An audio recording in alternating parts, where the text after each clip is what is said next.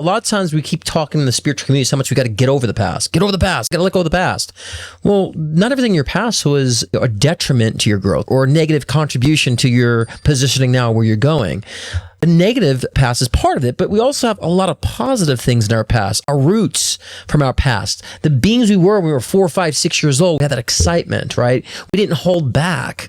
We grabbed onto things. We had that, positive outlook, creative outlook. These are things of the past we've got to remember too, though. So as much as there's emphasizing in the spiritual communities that let go of the past, get over the past, get over the past, let go. And it's like, no, we also want to associate good things to our past as well, but also not so much even just trying to associate good past. I know people might say, oh, my past was horrible. Nothing is good in my past.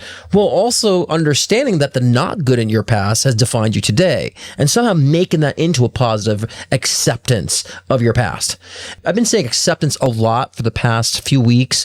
For some reason, there's like people who don't have like a full capacity of thought that seem to think that means that we're supposed to accept negative behavior, accept killers and all this bad stuff happening in our world. No, accepting your past does not mean you accept what happened to you, but that it happened to you. And so when we could say to ourselves, I don't accept that behavior and I will never accept the behavior, but I accept the fact that it happened to me, that I can actually turn it into something beneficial or something positive or something productive. That'll allow us to easily let go of the past, but also allowing ourselves not to be so hung up that we need to disassociate from the past. We can understand how it's part of us. And like I use every trauma that I have as a notch on my belt. Everything I've been through in the past, look back like I needed that. It refined me today.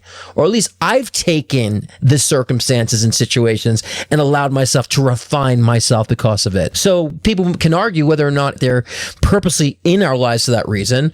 We can think that way, but I also say it doesn't matter if they're purposely put in my life because that's what I have to learn. The fact is I'm going to take that information and experiences and turn it into something that I can learn from and make myself better from. So we should choose it whether or not there's an actual spiritual reason why it's happened, or if it's purposely put in our lives or not. It should be irrelevant.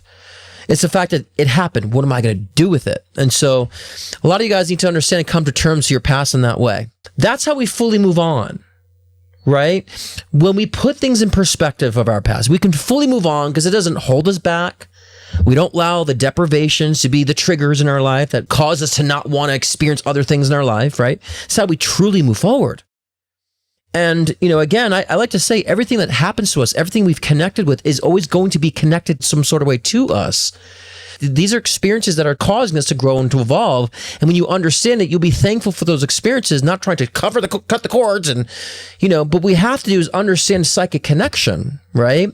And so we don't want to be feeding things or having open cords to feed things in that sense. We want to close those connections, but we don't want to close the connections and cord cut from the actual experiences that caused us to wake up or realize things about ourselves that we needed, in that sense. So we got to understand how to remain connected, but not feeding it at the same time.